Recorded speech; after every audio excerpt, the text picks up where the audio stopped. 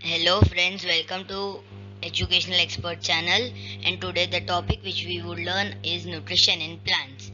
This is of class 7 subject science chapter 1, and I would like to say you that this topic is divided into two parts. This is the part 1 in which we would learn about the autotrophic mode of nutrition, and there will be a part 2 in which we would learn about the heterotrophic mode of nutrition. So the things you would learn in this topic are nutrition in plants, things you learn. What is nutrition? Autotrophic mode of nutrition. Photosynthesis, things required for photosynthesis. Products of photosynthesis and the different tests such as the starch test, presence of sunlight test, etc. So the first question occurs is what is nutrition? The process of producing or obtaining the food necessary for health and growth is known as nutrition, and there are many different ways adapted by the plants for nutrition. In simple words, we can say that the process by which plants obtain their food is called nutrition, and every plant has its unique characteristic to obtain its nutrition. Let's see the examples. Venus flytrap has adapted its leaf into a trap to catch insects, which means that the leaf is adapted into a trap to catch insects, and in ahead we will learn about the Venus flytrap plant. Let's see the next example.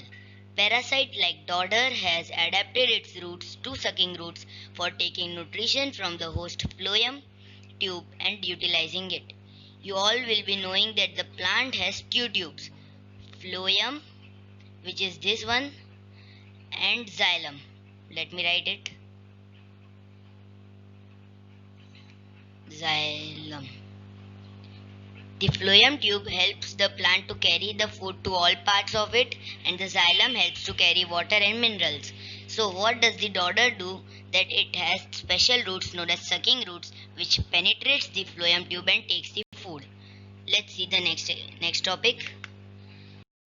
So what is autotrophic nutrition and heterotrophic nutrition?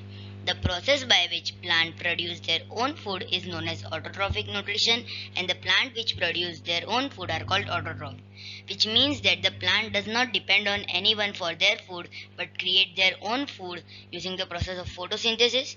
These plants are known as autotrophs.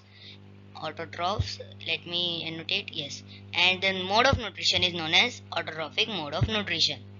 And the second one is the process by which plant obtain their food from another plants indirectly or directly on other plants are known as heterotrophic mode of nutrition, and these plants are known as heterotroph, which means that these animals or plants does not make their own food but take their food from other plants, and this mode of nutrition is called heterotrophic mode of nutrition, and these animals are called heterotrophs. Let's go to the next slide. How do autotrophic plants produce their own food? Autotrophic plants produce complex organic molecules from simple substances from the environment. Organic molecules are molecules which contain a carbon hydrogen atom are a form of energy. The process of making complex organic molecule energy in form of glucose from inorganic substance is known as photosynthesis. The excess glucose is stored in the form of starch. In simple words, that these autotrophic plants produce complex organic molecule like we eat carbohydrates, proteins, etc., etc. These complex organic molecules and organic molecules which means that they contain carbon and hydrogen atoms, and these atoms are a form of energy which provide energy for doing various activities for the plant. So, autotrophic plants produce complex organic molecules from simple substances. Simple substances includes carbon dioxide CO2 and water H2O. From the environment, organic molecules are molecules which contain a carbon hydrogen atom and are a form of energy. Inorganic molecules does not provide energy, but organic molecules provide energy. The process of making complex organic molecule, which is also called the energy, is in form of glucose from inorganic substances called photosynthesis. So what is photosynthesis? The process by which plants make organic molecules, which means energy or glucose, from inorganic substance, which is CO2 and H2O, is called photosynthesis, and the excess glucose is stored in the form of starch. Let me explain this process in more detail.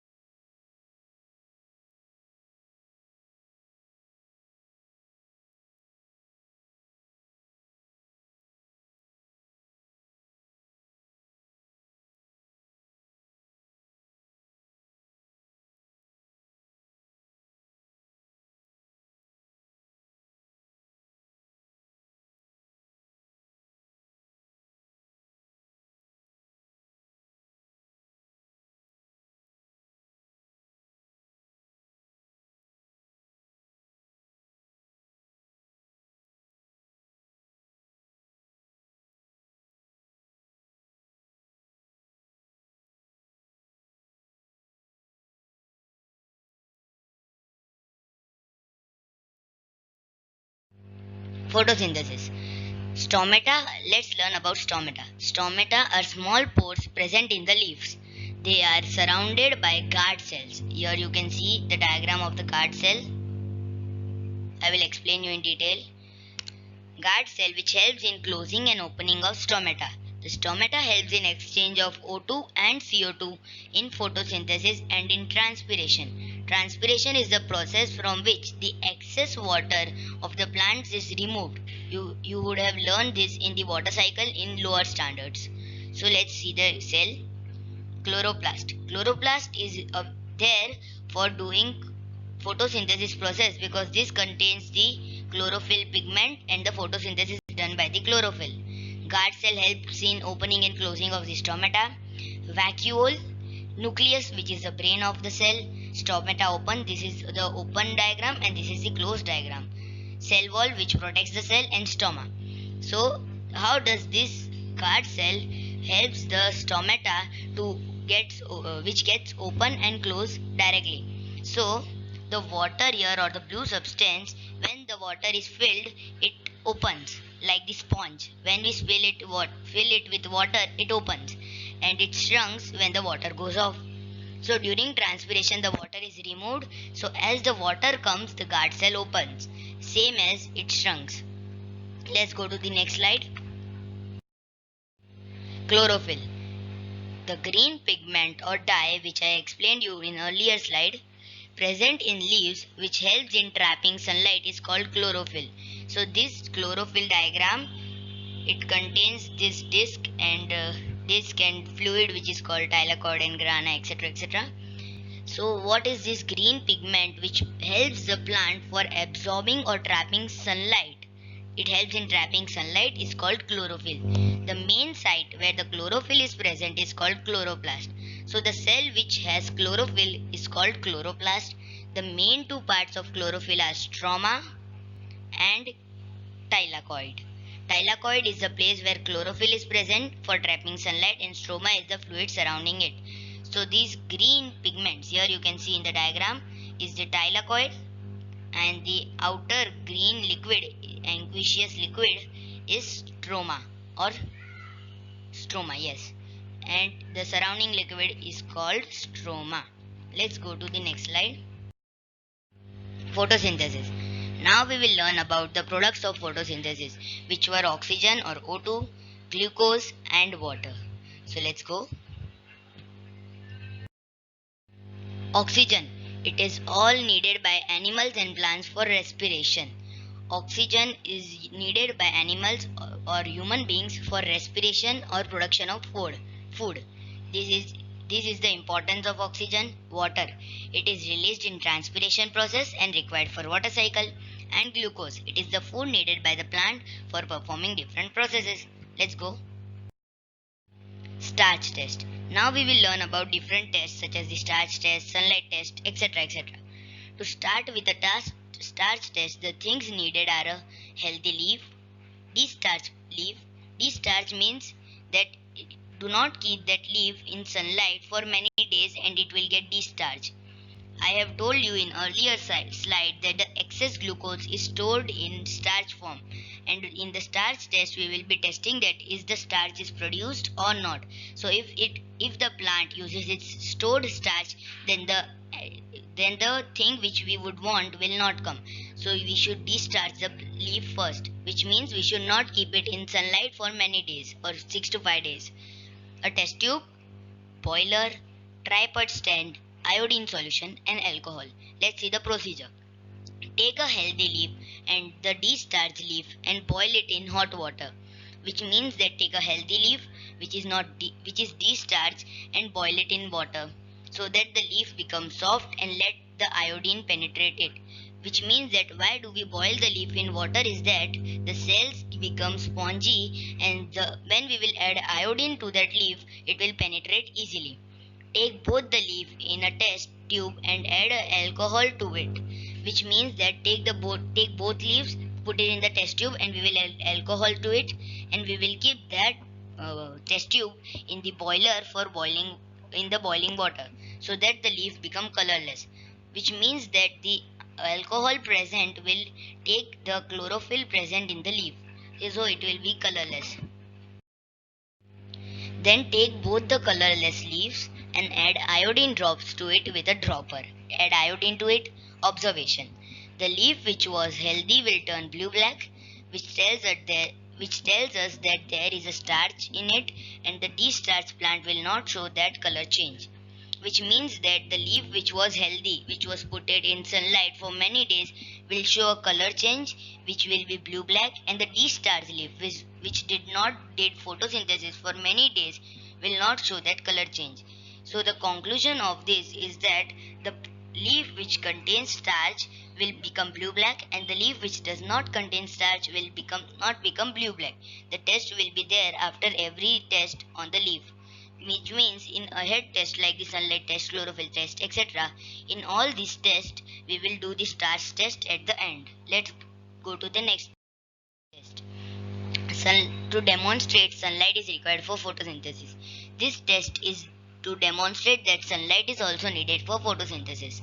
Take 2 destarched plants and put one of them in sunlight for 3 hours, which means that one plant will get sunlight and one will not get sunlight. So you would be knowing that the plant which gets sunlight will do photosynthesis or not, and the plants which not gets the sunlight will do photosynthesis or not. Plug a leaf from both the plants and do the starch test. Plug a leaf from both the plants and do starch test, which we saw ahead.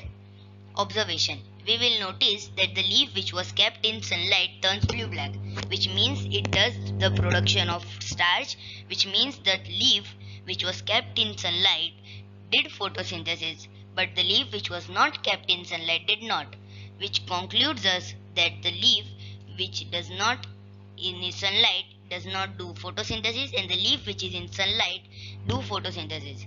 So we can say that sunlight is required for photosynthesis. Let's go to the next slide. Chlorophyll is required for photosynthesis. Take a D-starch variegated leaf. Variegated leaf, which means here you can see that half of the leaf is white and half is green. So the green will have chlorophyll and the white part will not have chlorophyll. So we can conclude that the part which has white does not do photosynthesis and the part which is green do photosynthesis. Put the plant in sunlight for 3 hours. Do the starch test. Observation. We can see that chlorophyll is required for trapping sunlight. So the part which will be green will turn blue black in starch test, and the part which would be white would not become blue black. Let's see the observation.